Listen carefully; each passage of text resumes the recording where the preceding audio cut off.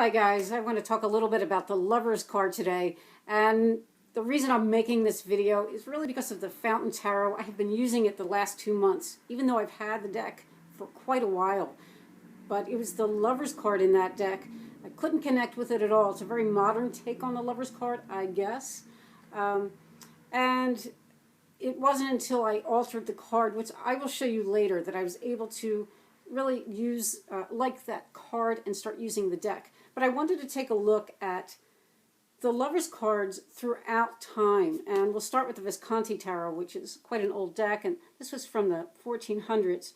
You'll see that Cupid has a blindfold, and that was common with the idea of the time that we were sort of blind to love, or that we could not make a choice in love, and we were just at the mercy of Cupid's crazy antics. So you'll often see in the older decks the blindfold. See the couple forming a bond, holding hands. Looks like a very wealthy couple. Here again you'll see Cupid with a blindfold. And we see the couple here. The woman has her hand on her heart, you know, giving the idea that she's very emotionally tied to the man, and this is also a spiritual union. She's holding his hand. And he has a sword, so he's very clear about this decision that he's making. You know, there's a very strong, good commitment that's being made, and it is being blessed here by this person in the royal clothing. So we do have that sense of commitment and bond and love. Now, as we move on just a little bit, this is a Marseille deck, and this one is from the early 1700s. Now we see Cupid no longer has a blindfold, because as time went on in Europe, some of the ideas did change, and they changed the idea about us being blind to love to the idea that we had a choice and that we could choose a partner or a lover. So that's why no longer the blindfold. And now the card is very different. So we see the man in the middle here, and we have a woman on the one side here with flowers in her hair, and she represents a life path of fulfillment of desires, of vice, and of enjoyment and passion. And this woman here, who's more modestly dressed, she represents a life path of kind of a virtue, of morality, and a spiritual path as well. And you'll see that the man is looking over at the woman with the modest dress, and he's pushing this girl aside. So he has made his choice of his life path, that he wants a life path of virtue. And that's where the idea of choice comes with the Lover's card. It's not really about an everyday choice. It's really about a specific choice. I mean, as you've probably heard me say on this channel before, in modern terms, it's choosing between a life of service to self or service to others. You know, so now, I have to be honest that when I see the card come up in readings, most of the time the Lover's card has to do with romance or connection or love or friendship, and not so much about choice. Still, though, it's an important part of the deeper meaning of this card, because remember, you know, when we are making choices, we're making them from the heart. So that is all infused in that as well. The Rider-Waite-Smith is such a beautiful Lover's card. So we see the couple. Now, the woman and the tree is a very old symbol, and you know, I see it often. I see it in advertisements and in magazines. Even today, you'll still see a woman and a tree. So they made beautiful use out of that here. And we see the snake. The tree has the fruit, the apples on it.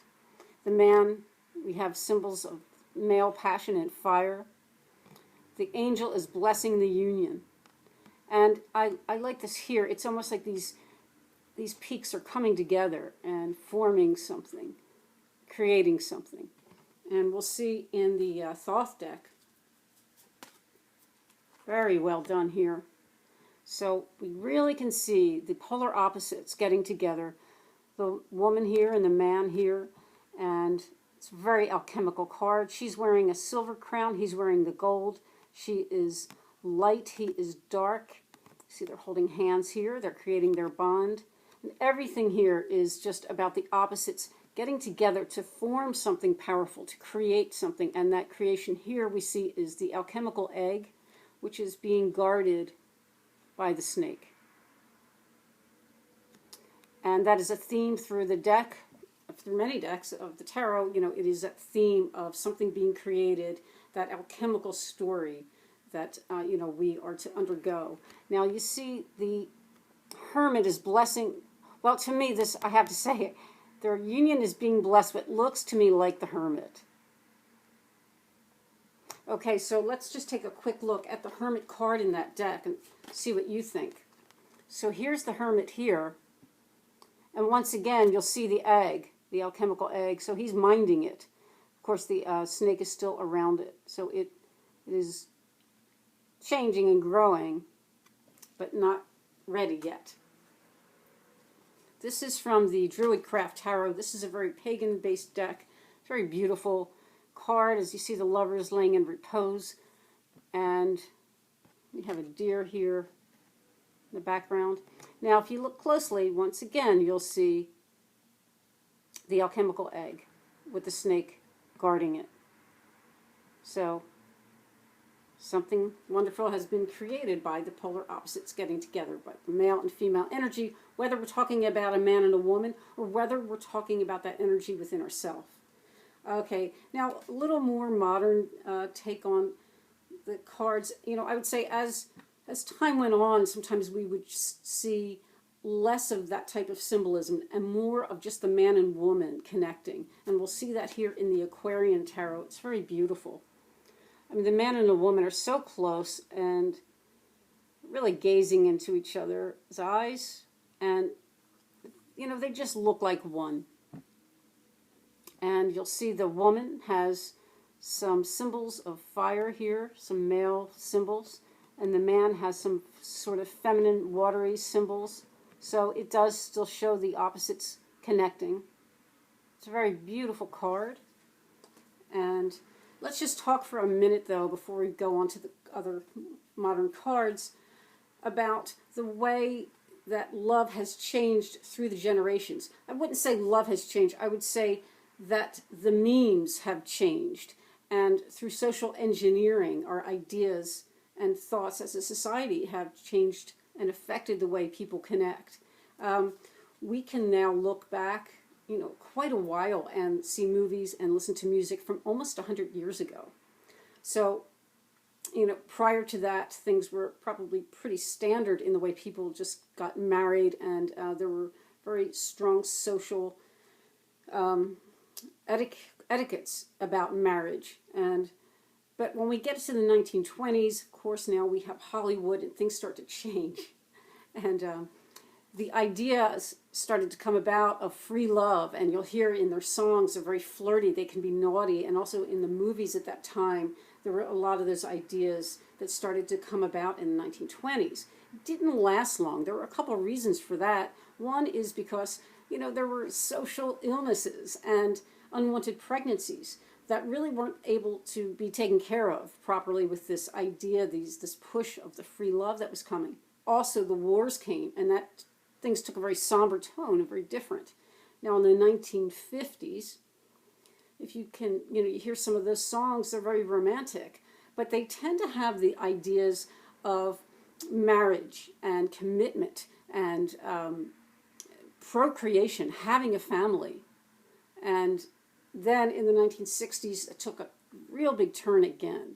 And they went back to these ideas of free love that made a resurgence in a very big way. This time, however, I guess society was prepared, because just at that time, a lot of clinics started popping up all over the place that would take care of the social diseases or illnesses and the pregnancies.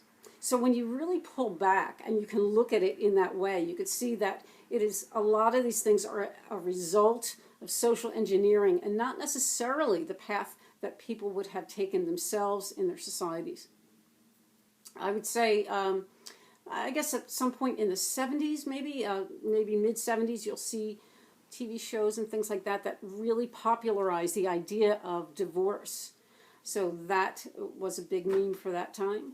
And after that, when we get maybe about 15 years after that, you'll start to hear songs that put out the ideas that are really not about loving and appreciating the other person, but kind of what you can get from that other person, whether it's sex or money.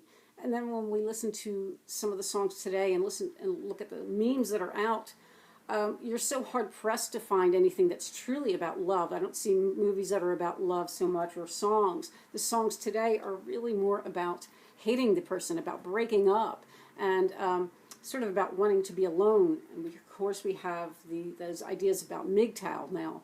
So, I think it's important to know, because we want to be aware what's being put out in the ether, because it makes it even more important for us to have our own understanding of what we are, who we love, and how we want to conduct our lives and our love life.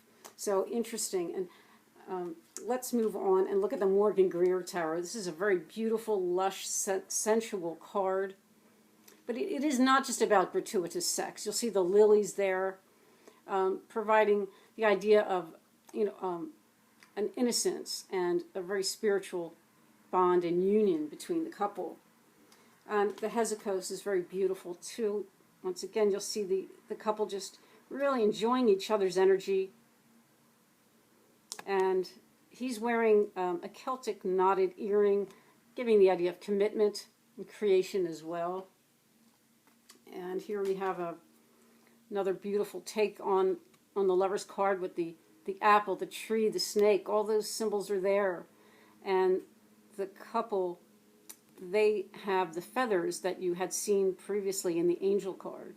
I'm sorry, the cards with the angels, like the Rider-Waite Smith, right? So a little more modern here, we have the Prism of Visions. You'll see a couple just joyously dancing, several couples, just enjoying the freedom, the love. And then you'll see a couple here in the back that is a male couple. So we start to have a little more of that in the tarot, where there are some same-sex type of couples. In the Pictures of the World Tarot, they gave two cards here, and one is, now these are all from old paintings, and one you see an artist, and his statue has come to life, and he's embracing her.